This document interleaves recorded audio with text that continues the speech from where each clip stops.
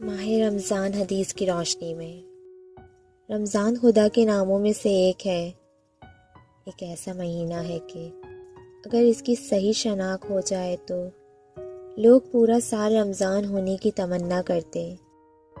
مغفرتوں کا مہینہ، اگر کسی شخص کے گناہ اس مہینے میں معاف نہ ہوئے تو کسی دوسرے مہینے میں معاف ہونے کی امید نہیں ہے۔